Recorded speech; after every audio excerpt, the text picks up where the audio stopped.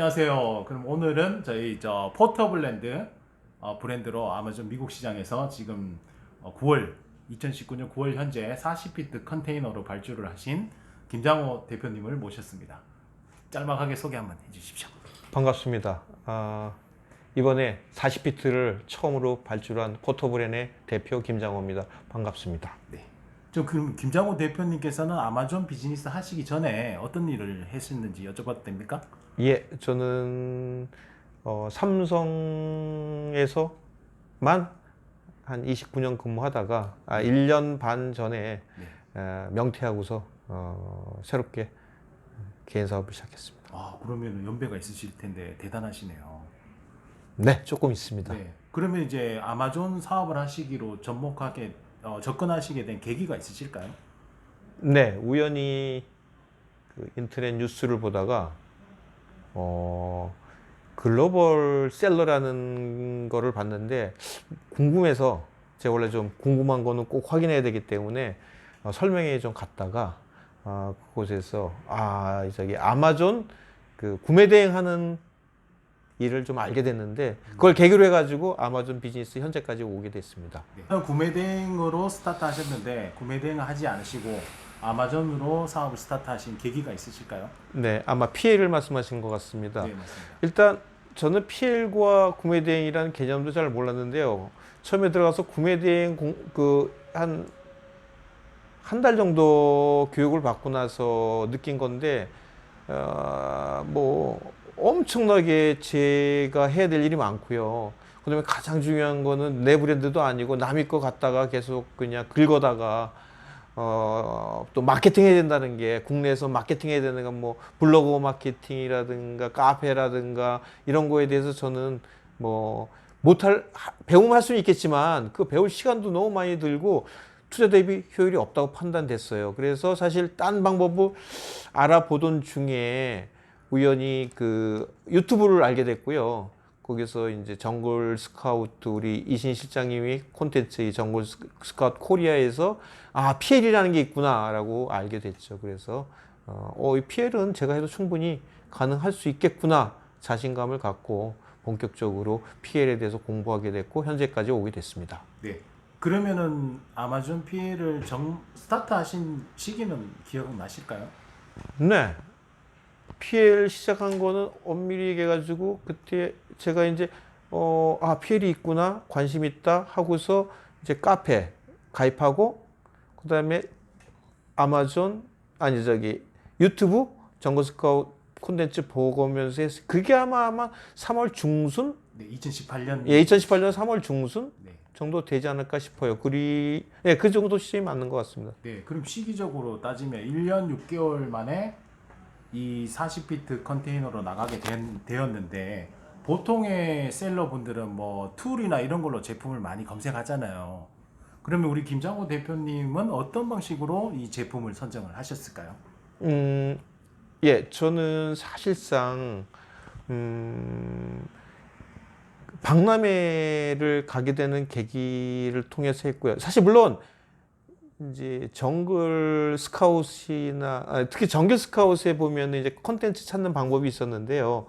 그거를 사실 구매 대행할 때 그 정글 스카웃이라는 정글 스카웃 앱이죠, 그게. 맞아요. 예, 그거 법인으로 해가지고 인당 한 17만 원 주고 구입한 게 있었습니다. 그걸로 상품을 찾아가지고 했습니다만은 실제 이것이 맞는지 안 맞는지는 알리바바보다는 사실 그 해외 여행 겸 해서 홍콩 여행 겸 캔톤 페어로 그때 아마 3차인가 기억되는데 4월 말에 캔톤 페어 3월 말에서 5월 초에 걸린 2차인지 3차인지 정확히 기억 안 납니다만은 그 캔톤 페어를 방문해서 여러 군데 방문하다가 정말 우연히 당초에 생각했던 거는 사실 정글 스카웃에서 찾았던 그 캠핑 뭐 의자 같은 거였는데 전혀 다른 물건을 사실 선정하게 됐어요. 아무튼 그래서 박람회 돌아다니다가 만났다. 네. 이렇게 보시면 그러면 됩니다. 제품을 찾을 수 있는 여러 가지 루트를 다 경험해 보시고 캔톤 페어에서 찾으시게 되었군요. 그렇죠. 막상 제가 이제 그 아실 거예요. 인플레이티드 블랑켓이라 가지고 아마 자축 매트라고 우리나라하고 얘기하는데 네네. 그거하고 그다음에 캠핑 의자하고 아무튼 캠핑 용품을 찾으러서 아웃도어에 포커싱 해가지고 아웃도어에 맞춰서 갔는데 네네. 너무 많은 거예요. 그게 무슨 얘기냐면은 캔톤 페어가 상품을 우리 제조하는 회사 자체가 너무 온통 그 제품밖에 안 보이더라고요. 그래서 그만큼 시장의 수요가 크다는 이미 얘기네요. 컸고 이미 경쟁이 이거는 레드오션이구나라는 생각이 와이프랑 돌면서 온 거죠. 그래서 이건 아니다. 그래서 상대적으로 딴 거를 순간적으로 포기한 건 아니라요. 이게 너무 많다 생각이 들어서 이제 딴 거를 찾던 중에 이제 새로운 어떤 피크닉 이걸 발견하게 됐죠. 네, 그러면 돌이켜 보면 대표님께서는 시장 사이즈가 크니까 그 당시에는 뭐 잘 모르셨을지는 모르겠지만 지금 와서는 틈새 시장군에서 베스트셀러까지 하시지 않습니까? 저 아마존 셀러 비즈니스를 시작하시려는 분에게 그러한 전략을 권장을 하시는지. 네, 일단 제 생각은 확고합니다. 물론 이제 자본력이 크고 맞습니다. 경험이 있고 그렇다면은 당연히 뭐 레조션이 중요한 게 아니라 사이즈 큰 데에서 네, 시장 충분히 사이즈. 사정 사이즈가 큰 데서 해야 나중에 그 말 그대로 한 2, 3등 뭐 10등 안에만 들어도 한 뭐 하루에 뭐 50개 나갈 수 있겠지만 맞습니다. 사실 경험이 없는 초보 셀러들한테는 거기는 사실 어렵고요. 제가 보기에는 아무래도 틈새 시장 작은 데서 맞습니다. 가서 뭐 하루에 10개 정도 목표 잡고 시작한다는 게 오히려 더 맞지 않을까 싶습니다. 네, 하지만 지금 이제 베스트셀러까지 마크를 획득하고 판매를 하시는데 어떻습니까? 이게 1인 사업자에게 작은 시장입니까? 어느 정도 사이즈가 있는 시장입니까? 참 그거를 딱 얘기하기는 어려운데 제 생각에서는 적절하다고 좀 판단이 돼요. 뭐 그 정도면은 제가 보기에는 개인 사업자에게 사실 물론 요거 제가 지금 하고 있는 아이템은 딱 하나입니다만은 하나로는 사실 성은 안 차고 또 너무 할 일이 없어요. 그래서 최소한 한 메인으로 다 뭐 하는 제품마다 베스트셀러 될 수도 없지만 그것도 불가능하고 사실 뭐 제가 보기엔 너무 아이템이 작아서요. 그래서 그 자기 일같이 하려면 최소한 한 10개, 적어도 5개는 그러니까는 찾아봐야 된다. 이거. 예, 그래야 사실은 사업하는 기분도 나고 또 뭐 어떤 일로 인해 가지고 내가 잘 나가던 것이 어떤 일로 인해 가지고 안 나가더라도 아니면 또 시즈널한 어떤 상품이어 가지고 또한 그게 문제가 되더라도 뭐 세컨더리 뭐 이쪽에서 나올 수도 있는 거. 그래서 사업은 뭐 제가 뭐 기업에서 배운 것도 그렇지만 다각화가 어느 정도 필요하다고 봅니다. 개인 사업자한테도 뭐 지금 상태로만 봐도 뭐 이 나이에 그 정도면 충분하다고 할 수 있지만 저는 중요한 게 그게 아니라 미래적인 차원에서도 좀 뭐 10개 이내 정도의 상품군이 있어야 된다고 생각합니다. 사업 수익의 안정성을 이제 더 말씀하시는 그죠, 거죠. 안정성이죠. 네. 그러면 이제 처음에 시작하시는 분이 물론 이제 그분들의 어느 정도 뭐 관련 사업의 내공이 다를 수 있지만 초심자분들한테 1년 6개월 동안 이 아마존 비즈니스를 하시면서 어느 정도는 뭐 이게 조언이나 이런 게 있으실까요? 조언 글쎄요. 일단 뭐 다 입장이 달라요. 맞아요. 뭐 저 같은 경우 이제 샐러리맨만 뭐 거의 뭐 조직 관리자 생활을 오래 했지만 맞아요. 이제 많은 분들 입장이 다 다르고 뭐 처음부터도 뭐 이런 사업하시는 분들도 있기 때문에 저 참 이게 가장 어려운 질문인데요. 그런 거 다 차 띄고 포 띄고 그냥 맞습니다. 편하게 얘기하자면 전 그 생각 아마존 피해를 한다고 생각하면은 초보자로서 처음에 딴 일은 뭐 다 논외로 하고 요 개인 사업자다, 1인 사업자다, 그리고 맞습니다. 아마존 피해를 한다고 생각하는 사람들에게 조언을 할 수 있다 생각하면은 정말 좋은 파트너를 만나는 겁니다. 맞습니다. 저는 일단 아마존 비즈니스는 제조사를 얘기하는 거고요. 예. 파트너십은 첫 번째가 제조사고요. 왜 그걸 얘기하냐면은요. 뭐 저도 이제 40피트 나가고 그 전에 벌써 이미 4차 생산을 했습니다만은 맞습니다. 상품 수로는 약 5천 개 이상 예, 하셨잖아요. 이미 근데 가장 문제가 되는 게요. 이제 그 제품 퀄리티나 제품의 하자. 아마존 비즈니스 PL 하시는 분은 알겠지만 사실 앞으로 팔고 뒤로 반품이나 하자로 들어오면 다 손해입니다. 맞습니다. 엄청 중요해요. 만약에 이게 규모가 커지면 커질수록 맨날 뭐 5개 팔면은 그 사실 그 상품은 다 돼야 될 거고요. 10개에서 20개 정도면 그냥 계속 유지하는데 그렇게 해서 뭐 먹고 살 수도 있지만 어쨌든 하다 보면 사업은 커지게 되는데 그때 파트너의 가격이 뭐 중구난방으로 올린다든가 네. 그 다음에 제품이 자꾸 반송률이 뭐 8% 이상 되면 아시겠지만 저기 뭐 셀러 퀄리티가 상당히 크레딧이 낮아져 가지고요 판매 제한도 걸릴 수 있고 여러 가지가 많이 있습니다. 그래서 첫 번째는 저는 그게 가장 좋은 파트너를 만났는데 좋은 파트너를 어떻게 만나냐고 물어보면은 그 참 어려운 질문이고요. 그래서 자기의 노하우를 주위 사람들의 노하우를 빌려서 최대한 뭐 판단할 수밖에 없고요. 그게 되면은 그 다음부터는 사실은 좀 뭐라고 얘기해야 되나요? 상품을 볼 수 있는 거는 참 어려워요. 뭐 일단은 파트너 됐고 그게 적절한 리즈너블한 가격을 제시해 주면은 그 다음부터는 마케팅 열심히 하시면 됩니다. 네. 몰라 이게 맞는 얘기인지 모르겠지만 제 경우는 그렇습니다. 그러면 대표님은 1년 이상을 그 현 제조사, 그 피크닉 매트 제조사와 좋은 관계를 유지하시잖아요. 그럼 이 비결이나 노하우가 있으실까요? 그거는 노하우가 아니라 그 사람의 어떤 그걸 거예요. 그 어떤 뭐 버릇 습관?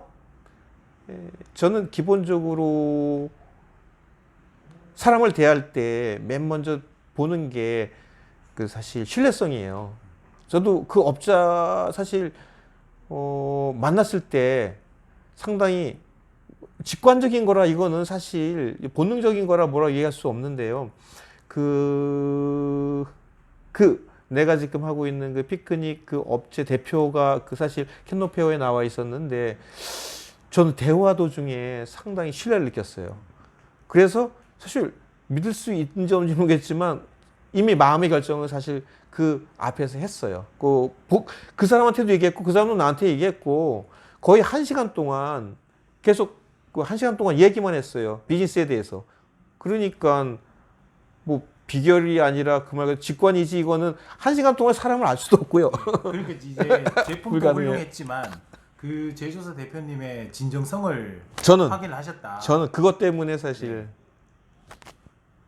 그렇게 믿었던 거고 그게 이제 제 기질인 거죠. 어떤 습성이고 버릇이고 그거죠. 그러면은 처음 시작하시는 분들께서 본인이 제조하는 상품의 제조사의 대표나 담당자를 만나러 가기 꺼려한다. 그러면은 뭐 말씀 주실 조언이 있으실까요?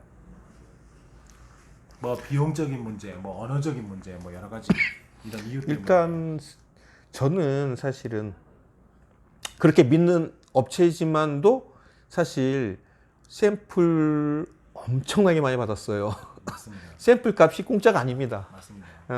왜냐면은 이렇게 예, 하시면 운송비만 해도 비싸고 또 제 나름대로는 가져온 제품 가지고 커스터마이징 한다든가 아니면 또 이거를 영업 이익을 붙여 가지고 내가 얼마에 팔 수 있는지 경쟁 제품 어떤지 이게 비교를 계속 하다 보니까 돈이 많이 들었어요.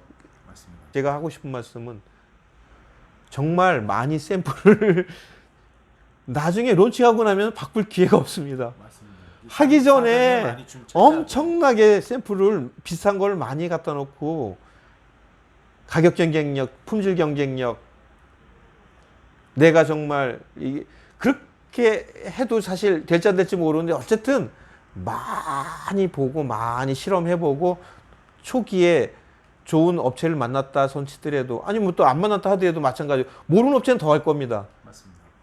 많이 제품군을 받아보시고 대화를 하다 보면은 그 사람이 피곤해하고 그러면 뭔가 이거는 안 맞는 걸 수도 있어요. 왜냐면은 성의를 안 보이는 거예요. 예를 들어서 내가 물어보는 거, 샘플을 갖다 보면은 자꾸 대화를 하게 되고, 맞습니다. 예를 들어서 요 샘플 뺐는데, 이거 마음에 안 듭니다. 또 이것도 하나 줘보실래요? 네, 가격 내고 나 해보고. 자신이 제품에 대한 공부를 많이 네. 해야 된다. 그 가격 내고 하다 보면, 저 사람이 이 룸이 더 생기는 거 알아보고, 그 사람들이 얼굴은 안 봤지만, 예를 들어서 만나기 아까 꺼려 했던 사람이라고 했으니, 그러면은 그런 프로세싱을 통해서, 이 업체를 결국 내가 믿느냐 안 믿느냐 할 수 있는 부분이 객관적으로 나타나는 게 많이 나타날 겁니다. 한 번에 마서 한 번에 산다, 한 번에 한다, 이거는 정말 철저하게는 배제해야 될 거, 그렇게 하면 안 되죠. 맞습니다. 그걸 해야 뭐 네, 순리를 설명하신 것 같아요. 저희가 마트에 가서 어떤 상품을 살 때도 A 제품, B 제품, C 제품 꼼꼼하게 비교를 하는데 뭐 덥석 사지는 않잖아요. 물론 뭐 그 상품이 브랜드가 있다 그러면 하지만 그런 부분을 이제 설명해 주시는 거죠. 그렇죠, 맞아요, 그렇습니다. 그러니까 설령 좋은 업체를 만났다 하더라도 그거는 처음엔 저도 돈이 아깝다는 생각을 사실은 했는데요. 뭐 지나고 나니까 또 그때 배웠던 게 어디 가는 게 아니라요. 또 다른 시장을 공부할 때 도움이 되더라고요. 그러면 이제 지금 9월 달에 40피트 컨테이너가 이제 완료되시지 않습니까? 1년 동안에 이렇게 성장하신 모습을 보고 감회가 남다르실 것 같은데요. 소감 한마디 해주십시오. 사실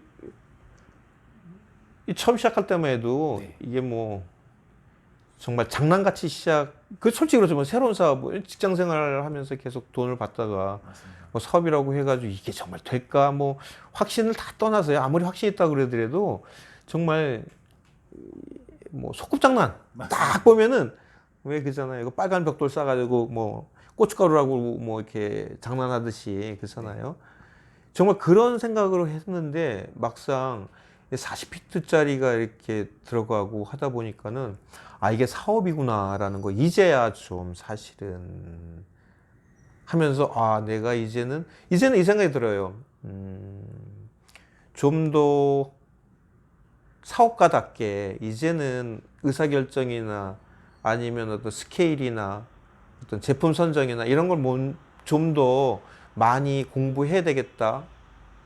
이런 생각을 좀 하면서 지나간 그 시절이 어떻게 보니까는 다행히 물론 이제 제품이 잘 팔려가지고 40피트를 하고 이런 뭐 흥분하고 뭐 이렇게 좋아하는 부분도 사실 꽤 있었긴 했지만 그거보다도 더 걱정되는 거는 다음에 좀 더 아까 말씀드렸던 그 저기 다각화, 어떻게 해서 그 수익의 다각화 이런 차원에서 제품군을 가져가는 거에 대한 그런 게 있어요. 사실 그런 게 대한 어떤 좀 뭐 생각이 좀 더 깊어지는 것 같아요. 사실. 맞습니다. 좋은 말씀 많이 해주셨는데요. 그럼 마지막으로 40피트 발주를 축하드리면서 삼성그룹이라는 타이트한 조직이지 않습니까? 거기서 계셨던 것과 이 사업의 1년 6개월 정도를 비교하셨으면 네. 어떨까요? 근데 직장 생활에서는 뭐 사실 이제 관련 생활을 오래 하다 보니까 뭐 제가 직접 하기보다는 이제 좀 시켜서 하는 게 많았죠, 사실은. 네, 뭐 그게 요즘은 일반적이죠. 요즘은 뭐 이제 뭐 임원도 그렇고 뭐 부장들도 다 팀장들도 다 자기들이 하는 분위기는 많이 바뀌었지만 어쨌든 저 같은 시대는 이렇게 살아왔단 말이죠. 맞습니다. 교육 문제가 가장 그런 것 같아요. 교육. 무슨 말씀이냐면 우리는 신입사원들이 오면 삼성은 교육을 엄청 시킵니다. 맞습니다. 선배, 관리자 뭐 하면서 이게 될 때까지 계속 교육을 많이 시켜가지고 근데 사회 나와서 해보니까는요. 맞습니다. 어떻습니까? 아, 그때는 사실은 교육받는 게 당연한 거 생각하고 가르쳐 주는 게 당연하다고 생각했는데요. 나와 보니까 세상에 공짜가 없더라는 거죠. 맞습니다. 온통 돈이에요. 맞습니다. 공짜로 배우려고 하는 이런 직장 생활 사람들은 그게 몸에 배 있어요. 맞아요. 왜 그러냐면은 아까 얘기대로 뭐 10년도 아니고 20년도 아니고 3번에 30년에 그렇게 몸에 새로운 사람이 오면 모르면 가르쳐 줘라. 근데 여기와 이제 개인 사업자가 되고 하다 보니까는 뭐 하나 알려도 왜 뭐 이렇게 물어보는 거 자체도 그렇고 참 어려웠던 것 같아요. 즉 이 나오고 보니까 아, 세상에 이런 개인 사업자 이 사회에서는 공짜가 없구나. 자기가 경험해서 돈을 잃어버리거나 아니면 교육을 돈을 내서 받거나 맞습니다. 아니면 뭐든지 어쨌든 세상에 공짜로 가져갈 건 없구나. 물론 직장 생활도 그런 의미로 보면은 뭐 여러 가지 복합적으로 본다면은 뭐 다른 개념이 있지만 실제 겉으로 보이는 모습은 분명히 달랐어요. 제가 느낌. 네. 그러면 이제 40피트 컨테이너가 발주되면서 물론 그 이전에도 판매가 많이 되었지만요.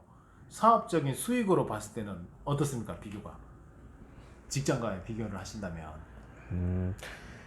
이 직장과의 비교라기보다는 아마존 PL과 직장 생활과의 비교로 얘기하는 게 예, 나을 것 맞습니다. 같아요. 왜 그러냐면 아마존 PL은 사실 초기에 어떤 그 프레임, 사업 프레임을 잡는 데는 좀 시간이 걸리는 건 조금 있어요. 맞습니다. 예를 들어서 뭐 USB 토라, 그러니까 미국 뭐 상표 브랜드 등록 등록, 같은 예, 게. 브랜드 등록을 한다든가 아니면은 어떤 그런 물류, 포워딩 업체와의 관계를 설정한다든가 아니면 뭐 계좌 개설을 한다든가 이런 초기에 이런 뭐 힘든 부분이 예, 많이 리스팅 할 때에 뭐 사진을 한다든가 뭐 여러 가지가 좀 있긴 있어요.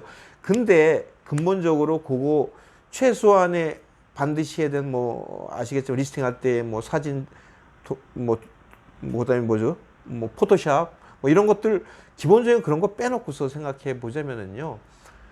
정말 이거는 편합니다. 디지털 노마드라고 하는데 네, 정말 그거에 비해서 나오는 돈의 성과는 엄청난 거죠. 직장 생활 그 9 to 5라고 그러죠. 9시에 맞습니다. 출근, 5시 퇴근 뭐 매일 매여 있는 생활 하다가 야근도 많이 하셨잖아요. 그럼요. 옛날에야 뭐 저기 토요일은 당연히 그때는 토요일 근무 날이었고 그다음에 일요일도 뭐 많이 나갔고 토요일도 뭐 2시라고는 하지만 뭐 1시라고는 하지만 보통 3시, 4시에 퇴근하고 일요일도 나고 그런 생활하고는 이거는 뭐 질적으로 다르죠.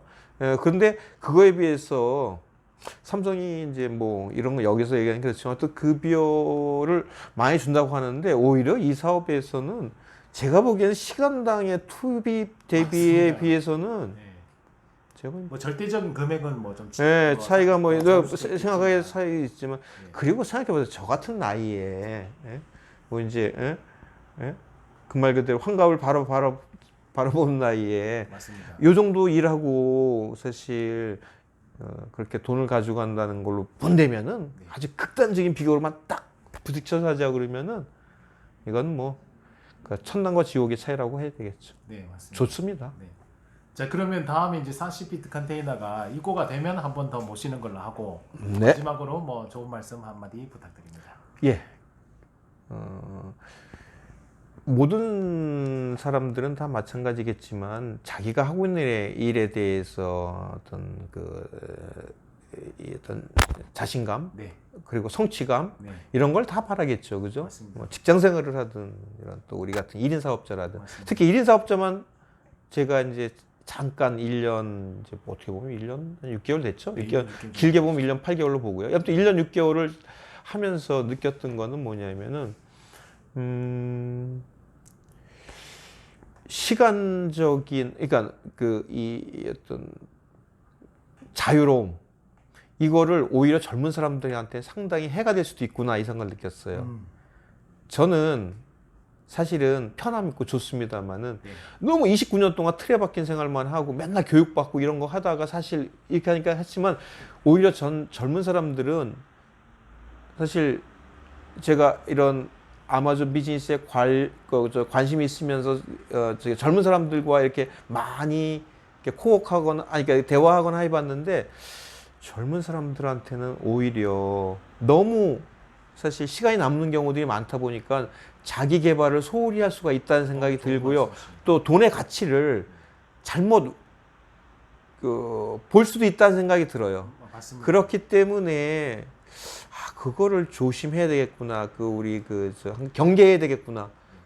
그거는 딴 방법이 없고 계속적으로 여러 부류의 사람들과의 어떤 그런 교류를 통해서 자기 자신을 단련시키고 가치를 다시 한번 해결해봐야 되지 않을까 이런 걸 잠깐 생각해봤어요.